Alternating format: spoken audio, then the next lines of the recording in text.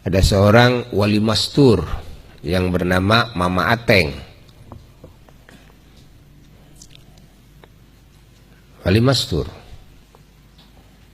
Beliau diiring oleh muridnya suatu hari, jalan di pinggir Citarum.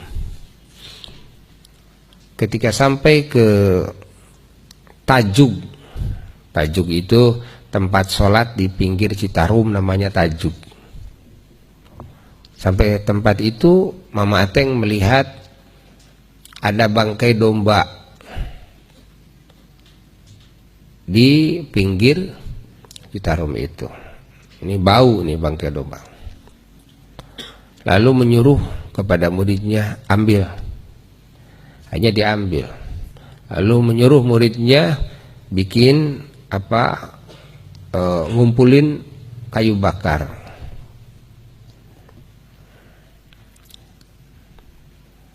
Lalu dinyalakan kayu bakar tersebut. Lalu disuruh dibakar itu. Ya. Domba, satu domba. Setelah dibakar, lalu Mama Ateng, beliau memakannya, habis satu domba. Insya Allah. Muridnya kaget. Aduh. Kaget. Suudzon, jelek sangka kepada guru. Ilmu tidak melebihi guru. Pengetahuan tidak melebihi guru. Kan? Apalagi guru kelihatan ya, suka ada khawarik-khawariknya. Ya. Jangankan kepada guru, kepada orang awam pun suudzon tidak boleh. Tapi mata melihat bahwa gurunya bertolak belakang dengan syariat. Apa? Makan bangkai. Kalau memang makan bangkainya satu suap, masih bisa ditolerir kalau guru saya darurat umpamanya. Tapi ini satu domba, habis, tinggal tulang. Lalu tulangnya dibuang ke Citarum. Tapi gurunya melarang muridnya memakan daging ini. Lalu diajak jalan, yuk kita jalan. Akhirnya jalan. Di jalan muridnya akhirnya sudah tidak tertahan pertanyaan di dalam hati. Ya. Bertanyalah kepada sang guru. Kata muridnya, Mama,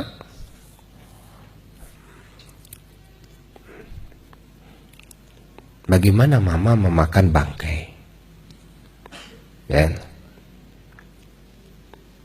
Kan tidak darurat.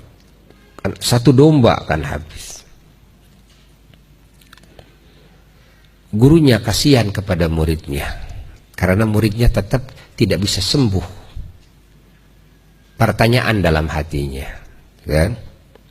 Kalau kita menyikapi guru, hati itu harus selamat. Tidak boleh ada pertanyaan-pertanyaan, tidak boleh. Kenapa guru saya, kenapa, tidak boleh. Hilangkan semuanya. Nah, ini muridnya tetap begitu. Gurunya tahu bahwa muridnya ini tidak bisa sembuh hatinya. Akhirnya di perjalanan kata gurunya, lihat katanya, sambil membuka mulutnya. Disuruh dilihat langsung di depan. Dilihat. Begitu dilihat, mulut itu besar dan kelihatan sungai Citarum mengalir dan domba yang tadi kelihatan. Tuh. Lagi palit, hanyut. Kata gurunya, Mama hanya menyingkirkan supaya tidak bau kepada orang lain. Allah. Tadi yang dibakar apa? Yang diambil apa? Yang dimakan apa? Penglihatan. Ini di alam mana, ini di alam mana. Jadi kalau ketika kita melihat seseorang maksiat sekalipun, maka kita haram suudzon. Yang diwajibkan itu amar ma'ruf nahi munkar. Tapi kalau suudzon bahwa dia melakukan maksiat secara yakin karena mata saya melihatnya atau telinga saya mendengarnya, saya menyaksikannya, gitu kan? Ingat,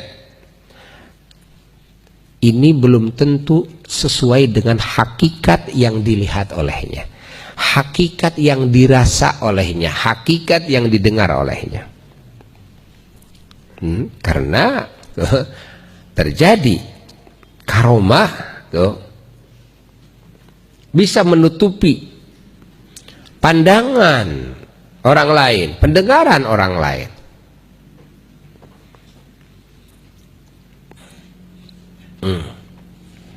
Manaqib para wali dalam bab ini sudah tak terhitung. Di mana-mana, bukan cuma di Indonesia saja, dimanapun kalau orang sudah sampai kepada martabat itu, lalu ditemukan ada manaqib seperti itu, artinya tidak asing di kalangan para wali-wali Allah.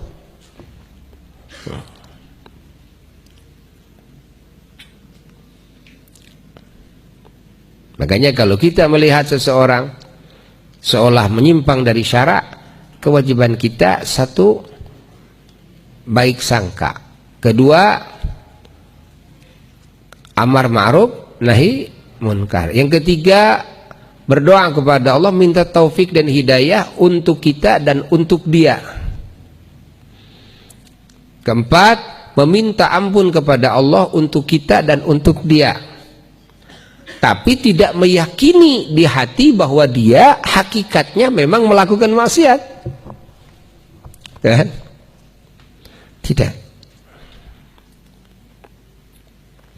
Masya Allah. Ingat cerita sudah diangkat